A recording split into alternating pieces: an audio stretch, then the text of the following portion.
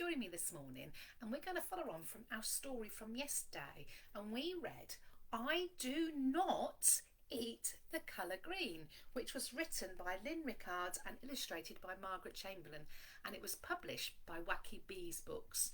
So this morning we're doing an activity that's going to be based on food. Who doesn't like food? I do. But first of all, shall we do our hello song? So are you ready with our waving hands? Here we go. Hello everyone, how are you? Hello everyone, how are you? Hello everyone, how are you? How are you today? Lovely singing out there, that was lovely. So yesterday we heard all about the little girl that didn't eat the colour green. She liked lots of other foods, but she didn't like anything green. But can you remember what happened? She got an invite, didn't she, from the Countess, and she went off to her lovely house and she had a lovely feast on the table. But she spotted something green in the corner. Can you see what they are? Grapes, aren't they? And the Countess encouraged her to try them. And believe it or not, when she did, she found that she liked them. So sometimes we have to try these things, don't we? Even if the colour or maybe the texture puts us off, because you never know. So I thought we could do an activity today and we could think about some of the things that we like to eat. So I've got a paper plate. Now you could just cut out a circle for a plate or anything that you want. And then I've cut out some different foods from magazines. Foods that I like. So maybe you could do the same. I've got a magazine that's been very well cut out, and it's an old farm foods magazine that just comes through the post. And you can cut out some food pictures or talk to each other about what you like. So I found some of my favourites, and I like sausages. I also like pasta. I also am rather partial to some chips, but I thought I needed some veg, so I found some asparagus, which I like. And can you see?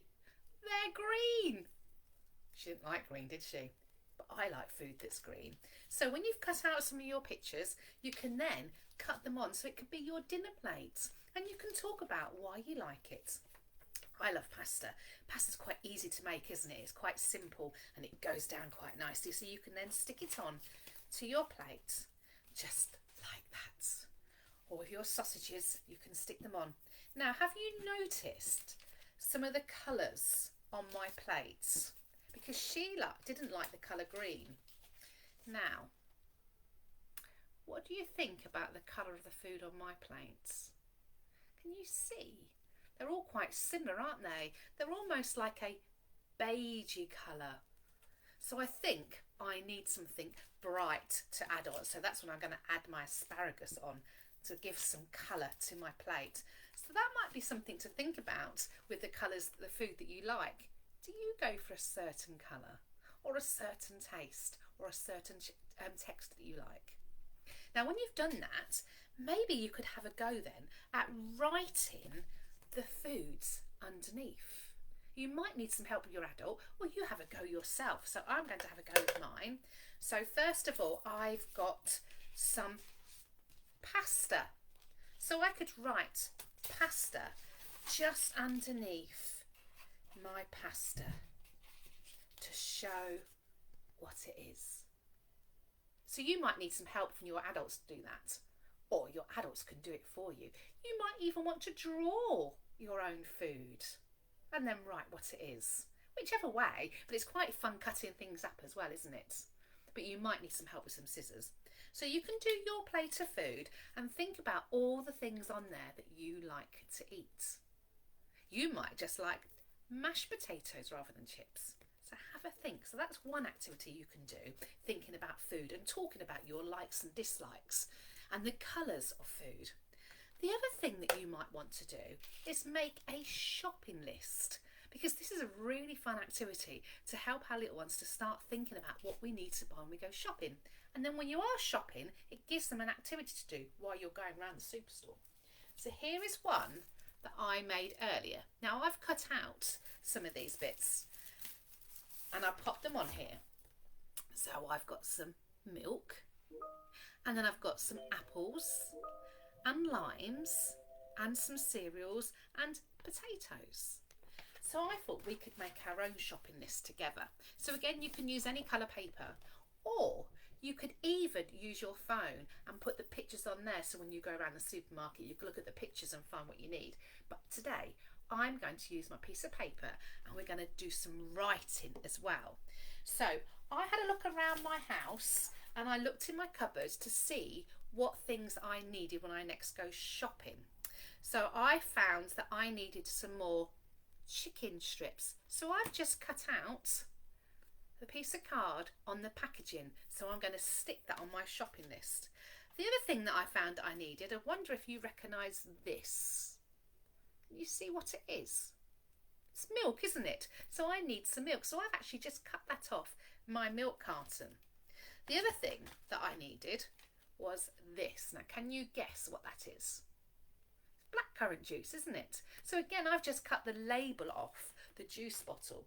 Or again, you might have some food magazines that you could have a look through and cut out bits for your shopping list. So I've got beans, I've got a pepper, I've got some other cereals, and I've got a little bottle of milk to show. In this one I've got some nice blueberries. I like blueberries. And then I've got some veg, so I've got some carrots and some parsnips and bits on that one. So again, you can cut them out of a paper or go around your house in your cupboards and see what items you need, and together you could maybe peel off the labels and stick it onto your piece of paper for your shopping list.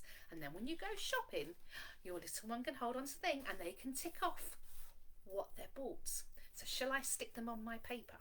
So I've got my chicken, so I'm going to stick it on my shopping list, because then when I go shopping I can look for that and then tick it off when I've found it. So you'll need to take a pen or a pencil with you, won't you, when you go.